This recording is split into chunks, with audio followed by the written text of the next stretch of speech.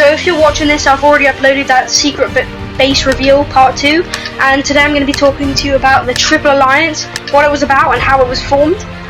So I've seen a ton of YouTubers like do parkour and tell a story at the same time, so I thought it's pretty cool, why don't I do it? And as long as you don't pay attention to how bad I am at parkour, yeah, we'll be good. Yeah, I'll manage that. So how it started was we all met up at Rhino 57's base, and they wanted to form an alliance with all 4 of us. It was me, it was Squid1, Tia, and Rhino. But the thing is, I enjoyed like destroying a bunch of Tia's stuff. I kind of like went into his base and just like destroyed a ton of stuff, found his new base, destroyed all the stuff, stole a ton.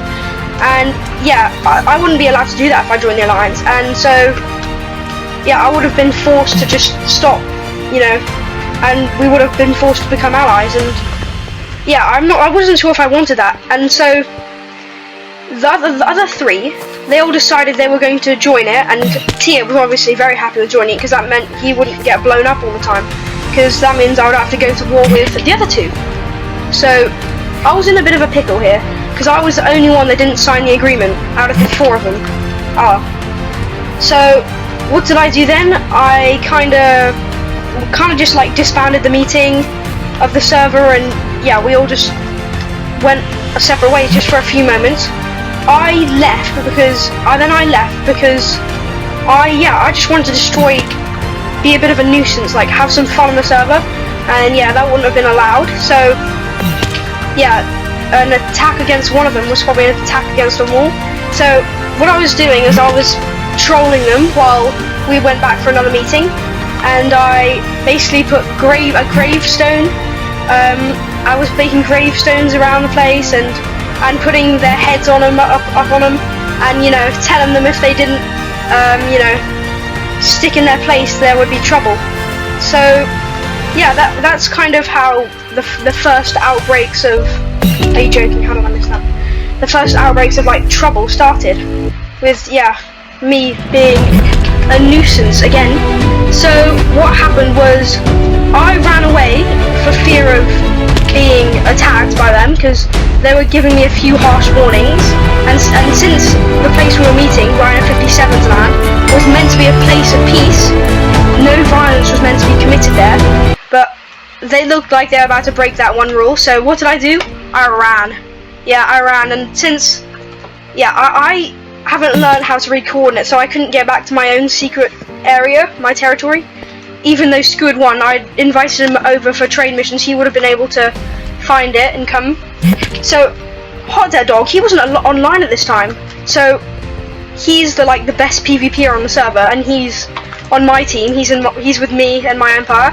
So yeah, I was in a bit of trouble without him, and I sprinted. I ran off, and they tried to convince me to join another meeting, see how it would go, and you know, we would agree not to like attack each other.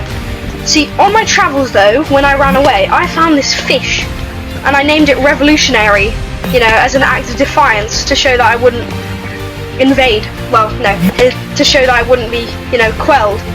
And they didn't like the pet fish. So when, you know, the argument kind of started in all of the haste and stuff, Revolutionary died, and the act of treason was committed by Rhino 57 himself, the bringer of peace, who had agreed that no violence would be committed on his land. And what had happened?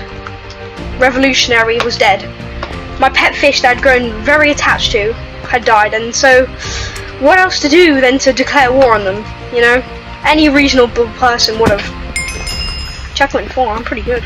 So yeah, this is how it all started, and this is kind of, the effects of it. It was a lifesteal server at that time, and I was attacked and butchered and killed multiple times. I was on like 5 hearts, but I was planning my own invasions against the 3 of them as well, destroying stuff, killing their cattle and stuff, destroying their farms, interrupting, you know, stuff. And so I was holding my own until the coordinates of my base were somehow found and leaked, and they basically made a gravestone with my head on it in my own base, in my very own camp. And so, yeah, that is kind of how it all started. I think the war is over, it ended now, but I'm not really sure how. It kind of was just like a stalemate. No one really did anything anymore. There was everything was kind of just like done. There was nothing more to do in fear of retaliation from the other side.